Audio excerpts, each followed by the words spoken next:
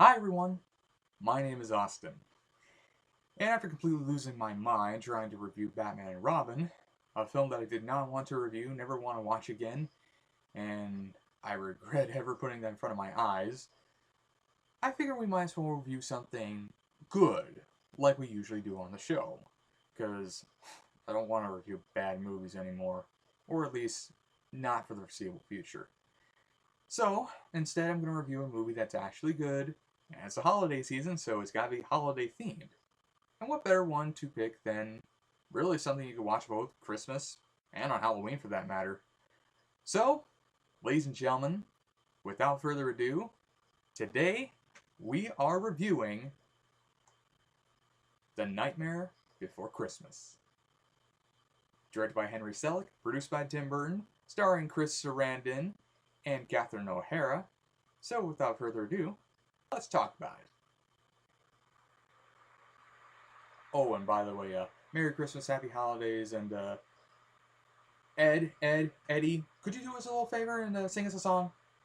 We wish you a Merry Christmas. We wish you a Merry Christmas. We wish you a Merry Christmas. So give us some cash. No cash. A fine strip of bacon, yes? Okay, thank you. Now let's talk about it.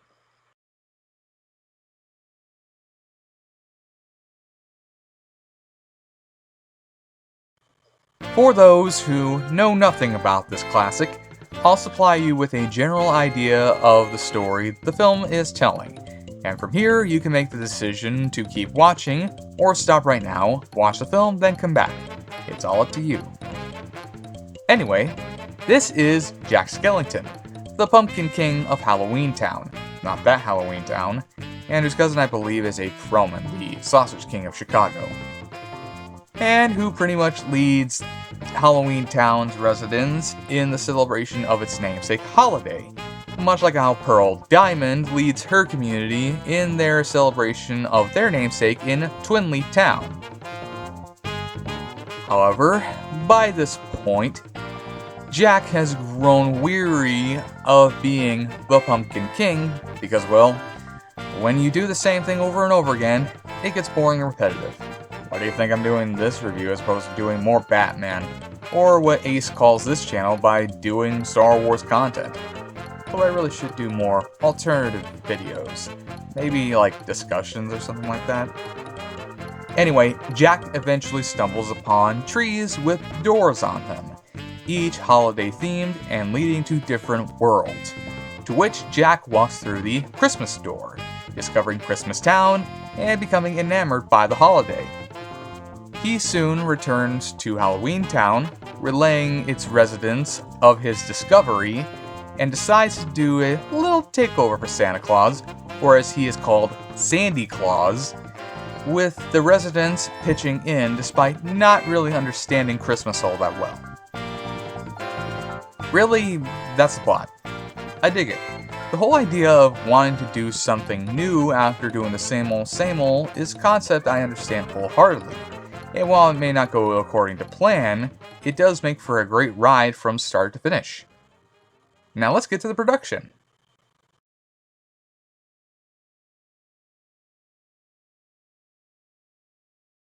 Production began with Tim Burton, with his upbringing in Burbank, California being accompanied by feelings of solitude, leading to him being very fascinated with the holidays as a child, where he recalled, according to a Los Angeles Times article, anytime there was Christmas or Halloween, you'd go to Thrifty's and buy stuff, and it was great. It gave you some sort of texture all of a sudden that wasn't there before.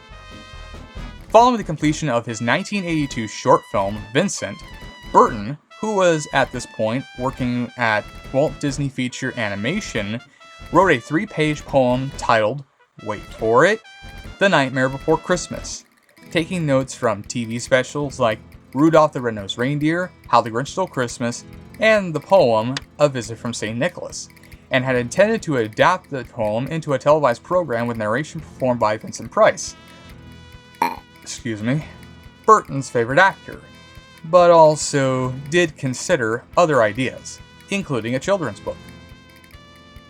Burton developed concept art and storyboards with Rick Heinrichs, who has done stuff we've covered before, like Pee-wee's Big Adventure, Batman Returns, and The Big Lebowski, who sculpted character models as well, and the two would eventually share their works in progress to Henry Selick, who was also an animator employed by Disney at the time, and would go on to do James and the Giant Peach, Coraline, and Wendell and Wild.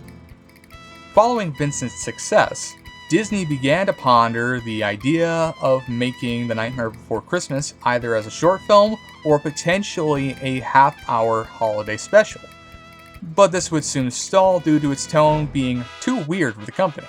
And because of his scope and ambitions being very different from what Disney felt was adequate, Burton was soon fired from the studio in 1984, later going on to do Pee-wee's Big Adventure, and the financial hits that were Beetlejuice and Batman, all for Warner Brothers.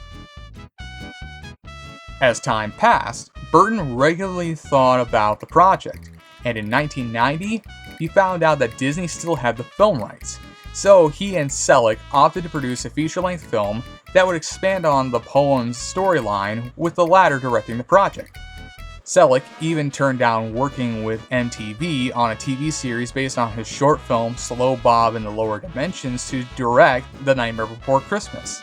While Burton's success with live-action films garnered the interest of Walt Disney Studios chairman Jeffrey Katzenberg, who long before founding DreamWorks oversaw the production and business operations of many Disney films, and even worked at Paramount Pictures, where he oversaw the production of 48 Hours, Terms of Endearment, and Indiana Jones and the Temple of Doom, who saw this as an opportunity to continue the studio's streak of huge successes in feature film animation.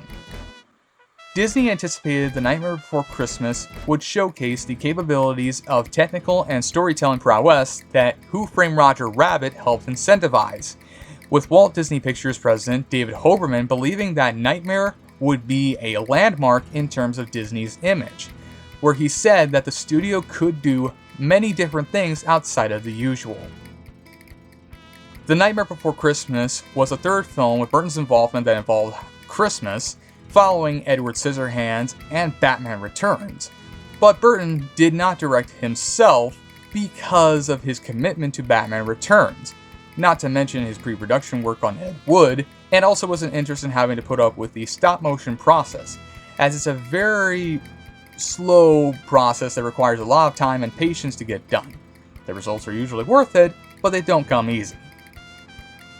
To help adapt the poem, Burton brought on Michael McDowell, who helped write Beetlejuice, to help bring the screenplay to life, where the two didn't see eye to eye, leading to Burton making the film into a musical with lyrics and compositions provided by his right-hand man, Danny Elfman, where he and Burton created a general idea for a storyline and 2/3 of the film's songs. Elfman thought that the writing of the film's 11 songs was as easy as pie, as he related to Jack Skellington quite a bit. At that point, Caroline Thompson had yet been considered to write the screenplay. Thompson's credits include Edward Scissorhands, The Addams Family, Homeward Bound, The Incredible Journey, The Secret Garden, the 1994 version of Black Beauty, which she also directed, and it was also scored by Danny Elfman, I should mention, and Corpse Bride. And Selick even said that very few of the lines in the film were hers, stating, "She became very busy on other films, and we were constantly rewriting, reconfiguring, and developing the film visually." Thompson was even said to have clashed with Burton, and he even destroyed the editing machine after she said she wanted to redraft the film's ending. I think we have footage of that.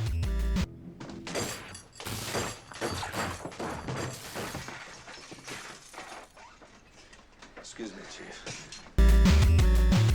Now, let's go to the filming.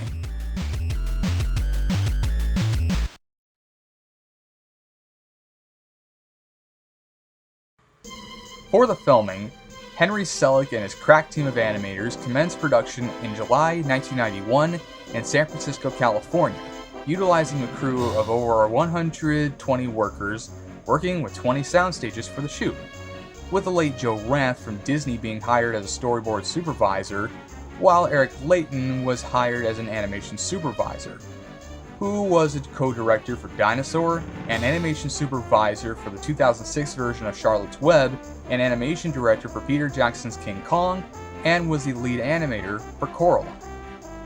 Before we go any further, I want to take this moment to recognize Joe Ranft, as Ranft was a key figure in animation both at Disney and Pixar, having been an animator, a screenwriter, and even a voice actor. His first animated production was The Brave Little Toaster, where he was a writer, storyboard artist, an animation director, and was even a voice actor for the characters of Elmo St. Peter's and the Nightmare Clown. And would later do films like Who Framed Roger Rabbit, Oliver and Company, The Little Mermaid, Beauty and the Beast, The Lion King, Fantasia 2000, and Monsters Inc. as a storyboard artist. He was a writer and story supervisor for The Rescuers Down Under, Toy Story, and A Bug's Life, in addition to being a story supervisor for James and the Giant Peach and Toy Story 2, as well as supplying voice work for Lenny in Toy Story, Heimlich in A Bug's Life, Wheezy in Toy Story 2, Pete Claus Ward in Monsters Inc., and Jacques in Finding Nemo, so he certainly did a lot during his lifetime. Sadly, Ranft died in a car crash on August 16, 2005 at the age of 45, for which his final credits were Corpse Bride, for which he was an executive producer for, and Cars, which he co-directed, was a writer, a story supervisor, and was even a voice actor for the character of Red. Both of these were dedicated to him following his tragic death. Ranft did a lot during his lifetime, and he was certainly an unsung hero in animation, and he deserves to be remembered for years to come. So pour one out for Mr. Ranft, a man who died way too soon, because 45 is far too young. With this out of the way, let's get back on topic, because at the peak of production, 20 individual sound stages were consecutively being used for filming. They're not really sound stages, they're probably just normal stages. I don't know, who cares? Anyway, where in total, there were 109,440 frames taken for the film, with inspiration taken from Ray Harryhausen, one of the masters of stop-motion effects, Ladislaus Starevich, another stop-motion animator known as the author of the first puppet animated film, The Beautiful Lucanuda, Edward Gorey, a Tony-winning costume designer, writer, and artist whose characteristic pen and ink drawings often depicted ambiguous, unnerving narrative scenes in Victorian and Edwardian settings. Etienne Delessert, a self-taught graphic designer and illustrator from Switzerland, whose work emphasized expanding the child's mind through strange stories to make children ask questions. Gahan Wilson, an author, cartoonist, and illustrator known for a lot of horror fantasy scenarios. Charles Addams, the creator of the Addams Family. Jan Lenica, a man who used cutout stop-motion animation in plenty of his films. Francis Bacon, a figurative painter known for raw, unsettling imagery. And Wassily Kandinsky, an artist considered one of the pioneers of abstraction in Western art. Selig has said that the production design was akin to that of a pop-up book, and stated this at one point: "When we reach Halloween Town, it's entirely German expressionism. When Jack enters Christmas Town, it's an outrageous Dr. Seuss-esque set piece. Finally, when Jack is delivering presents in the real world, everything is plain, simple, and perfectly aligned." For the narration in the prologue, Vincent Price, Don Ameche, and James Earl Jones were considered for this position, but were all deemed too difficult to cast. Price had lost his wife at the time and become despondent. Ameche was seen as very grouchy, and Jones got angry with Danny Elfman at one point. So Ed Ivory, A local San Francisco voiceover artist was given that role along with that of Santa Claus. Excuse me. With Patrick Stewart supplying the narration for the film's soundtrack. As for why he does it here and not in the movie, I have no idea.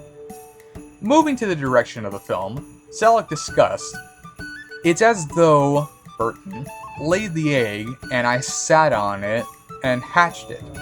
He wasn't involved in a hands-on way, but his hand is in it. It was my job to make it look like a Tim Burton film, which is not so different from my own films." On Tim Burton's involvement, Selleck claimed, "I don't want to take away from Tim, but he was not in San Francisco when we made it. He came up 5 times over 2 years and spent no more than 8 or 10 days in total." Like I mentioned in the last segment, Burton was simultaneously making Batman Returns at that time and was also doing pre-production work on Ed Wood, meaning he probably could stay no longer than those 8 to 10 days in those 5 times where he visited, which also made production difficult for the man. Oh, and for all digital effects and some second layering traditional animation, they were supplied by Walt Disney Feature Animation.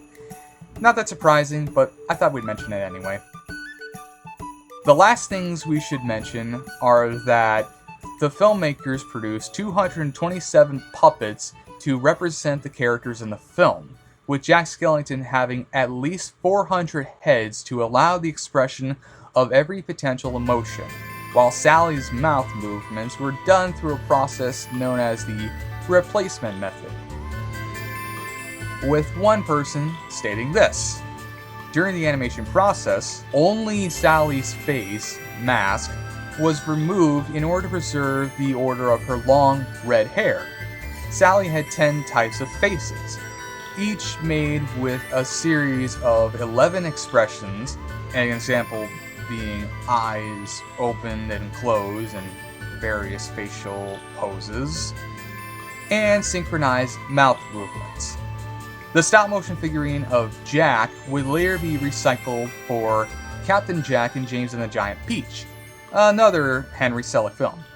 And now, for the Spanish Inquisition. Nobody expects the Spanish Inquisition. Sorry, I just need to get that out of my system. Now let's get to the opinion piece.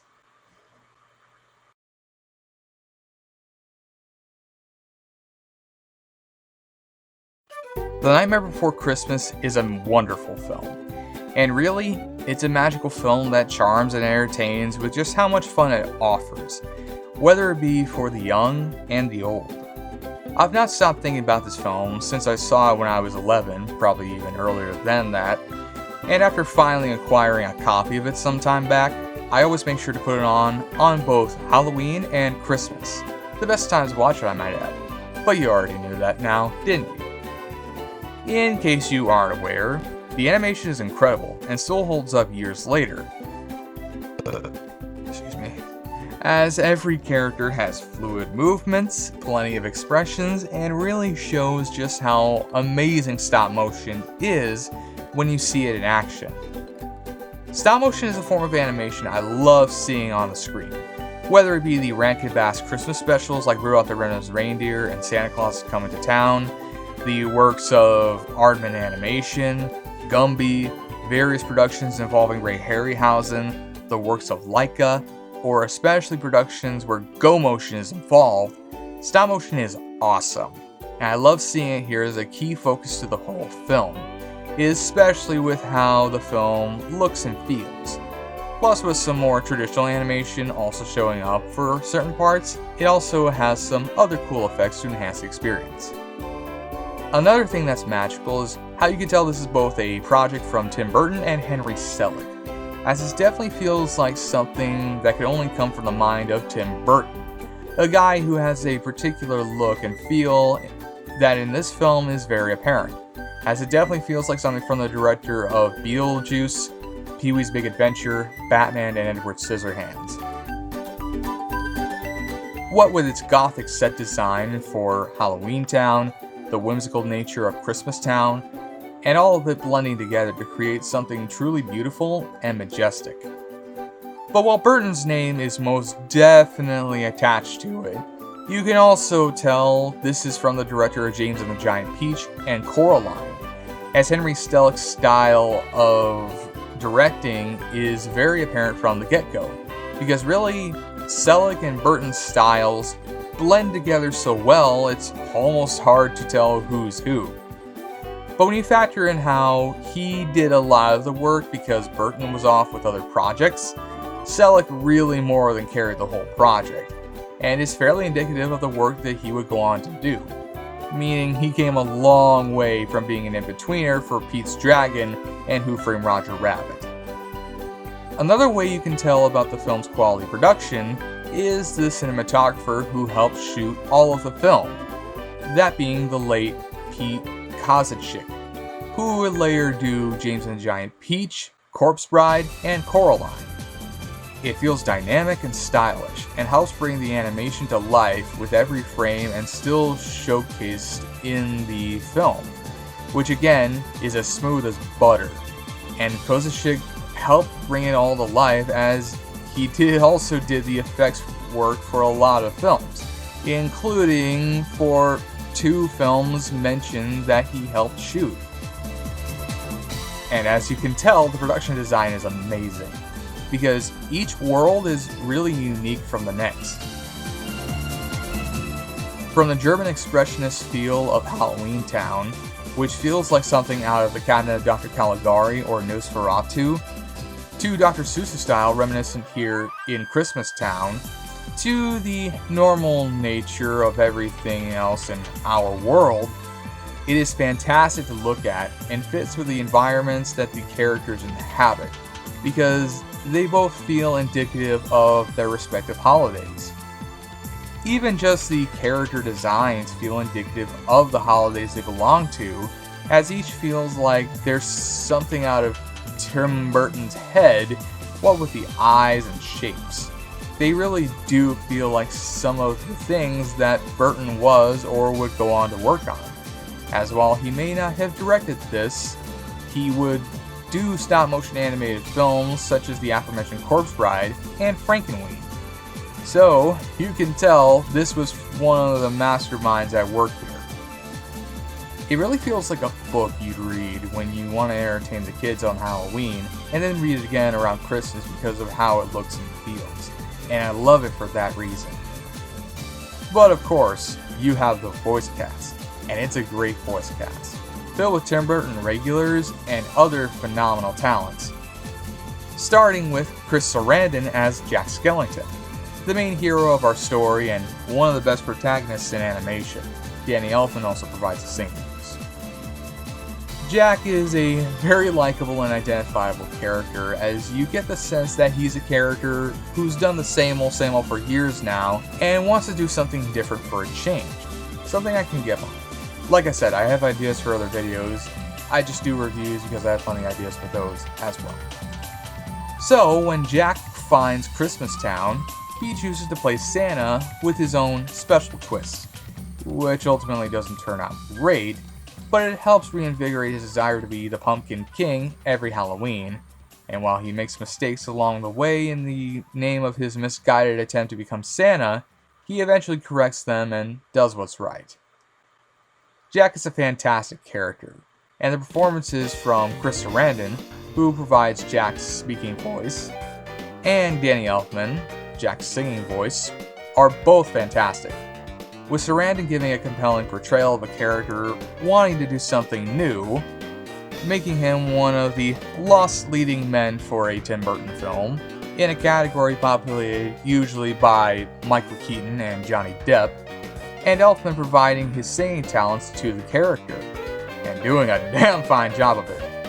But we'll get more into that when we discuss music. You also have Catherine O'Hara as Sally, a creation courtesy of Dr. Finkelstein and Jack's love interest, who from the moment Jack discovers Christmas and tells everyone about it, smells a disaster brewing in the mist. O'Hara gives a great performance here, in really her second Tim Burton related production following Beetlejuice.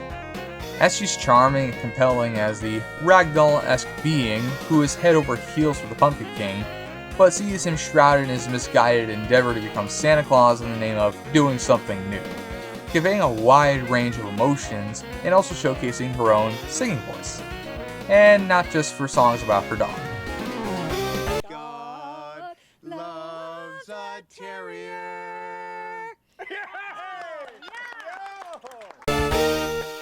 She really is in her element here, and also supplies her voice to the character of Shock as well, who is one of the trio that works for Oogie Boogie, meaning she also works overtime, where she also does the same for that character as well. That being said, I half expect her to say this at one point. But I must express myself. If you don't let me gut out this house and make it my own, I will go insane and I will take you with me! Fun fact, that actually best describes this whole year for me when discussing reviews for the show. Another magnificent performance is the late Ken Page as Oogie Boogie, the main central antagonist who rivals with Jack and has a penchant for gambling, as well as tends to have some scares that are less silly fun and more shower scene and psycho. Page is practically Oogie Boogie. Creepy, menacing, a bird singer, it works. And he makes Oogie the kind of character that is entertaining to watch, as he is also a demented creep who you'd never want to cross anywhere at any time. You can also tell that Page was so good in his role that he reprised the role for many other appearances of the character until his death last year on September 30th, 2024 at the age of 70, eventually having Keith David taking up the role. Not gonna lie though, in another universe, I could kinda see Tim Curry playing this character. Other great performances include William Hickey as Dr. Finkelstein, Sally's overbearing but loving creator and a mad scientist, Ed Ivory as Santa Claus, a man who takes his job seriously and doesn't like it when someone hinders with it. The next time you get the urge to take over someone else's holiday, I'd listen to her. She's the only one who makes any sense around this insane asylum. Glenn Shadix as the mayor of Halloween Town, whose face spins back and forth between being happy and sad. Jack, please, I'm only an elected official here. I can't make decisions by myself. The late great Paul Reubens as Locke, the leader of Oogie Boogie's trick-or-treaters alongside Shock and Barrel, and on top of doing Jack's singing voice, Danny Elfman also supplies the voices for Barrel and the clown with the tearaway face. Other cast members include Joe Ranft, who on top of being a story supervisor for the film also plays Igor, Finkelstein's assistant and also one of his creations. Excuse me. Greg Proops as a Harlequin demon, a devil, and the sax player. John Morris, and Toy Story, as a Santa Boy, and even Gary Schwartz, the heavy weapons guy and demo man from Team Fortress 2, supplies voices here too. And to finish it off, the music is perfect, being written and performed by the one man who could bring it all together, the one and only Danny Elfman. Elfman's lyrics are exceptional and easily enhance the feeling of the film, whether it be with characters or the story, and all the songs are incredible even now. From This Is Halloween, to What's This, to Oogie Boogie Song, to Poor Jack, the songs are superbly written, and the singers ranging from Elfman himself to the actual cast do great jobs at capturing the sound of these songs and motifs they embody. Not to mention, there's also the score, which sounds great and also enhances the mood of the film along with the songs that are sung, proving to be a great piece that complements pretty much all of the music we hear in the film, sung or otherwise. Unfortunately, the work was very taxing for Elfman, who had to do both this and Batman Returns at the same time, leading to a rift between him and Tim Burton that, while brief, ultimately led to Howard Shore composing Ed Wood rather than Elfman, so there is that caveat. But overall, Elfman knocks it out of the park and proves once again that he does great work like in most cases, and also marks his second appearance this year in reviews following Alice in Wonderland. And yeah, The Nightmare Before Christmas is a wonderful film. No matter whether you watch it on Christmas or Halloween, it's perfect for both holidays, and it's still great even today.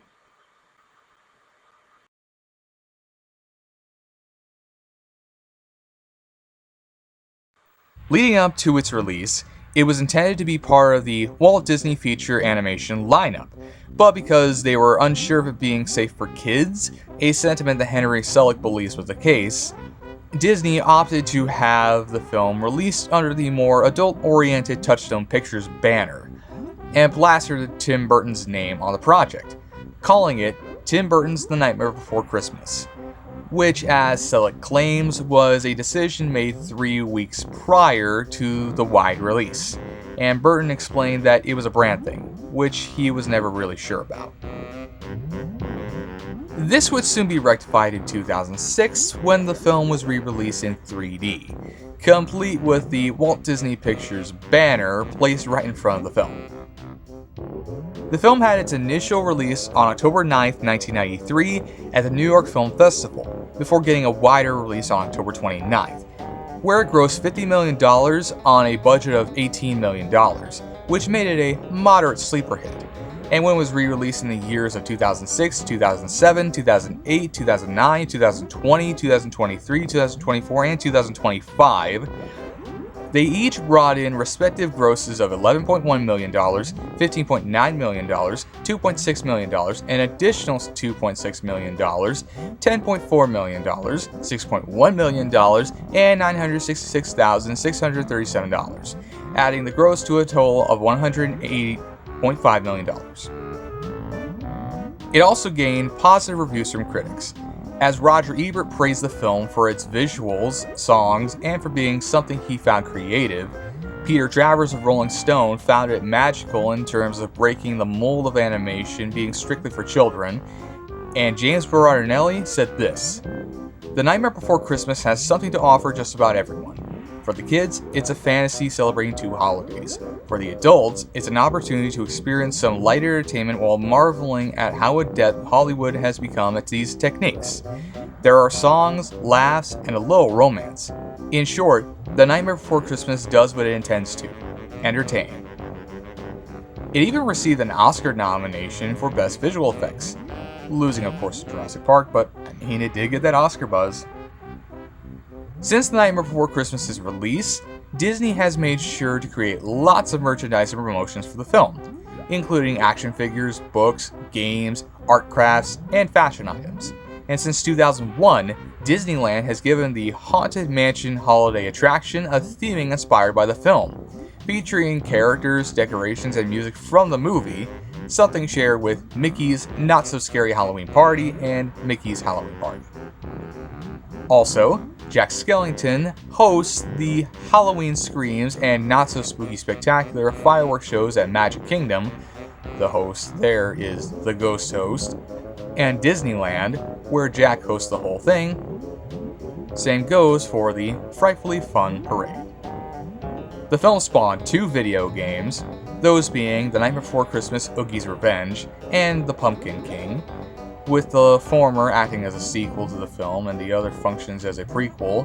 Other characters show up in the Kingdom Hearts series of video games, and there have been live concert performances and even a Lego set, amongst many other pieces of merchandise too vast to include, but trust me, this film's following is huge. There was even talk of a potential sequel at one point, which has gone back and forth between being a live-action remake, a stop-motion sequel, and a prequel showing how Jack became the Pumpkin King, with one attempt by Disney attempting to use computer animation, which Tim Burton quickly put a kibosh on. The reason for any sequel not happening pretty much ranges from Henry Selick needing a good story from Burton to not wanting to trample on the film's legacy. Both valid reasons, I might add.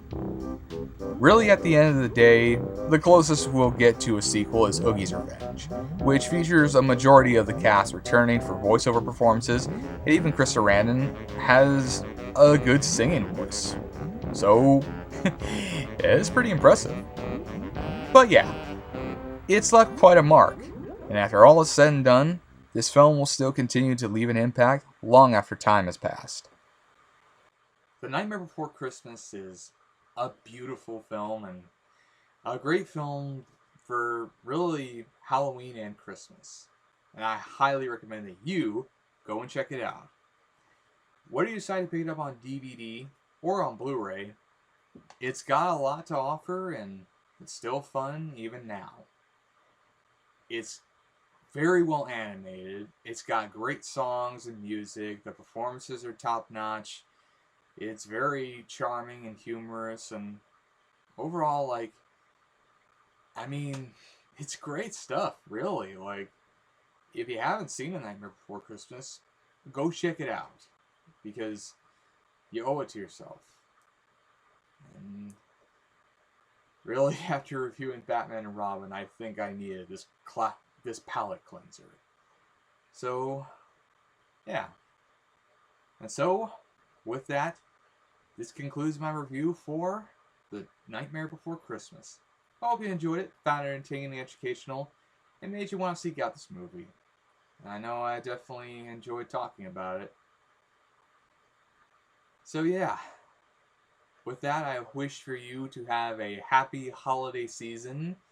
So, to everyone out there, Merry Christmas, Happy Hanukkah, Happy Kwanzaa, Happy Festivus.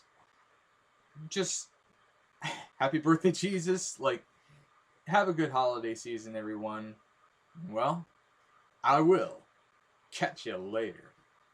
I'll be seeing you in 2026.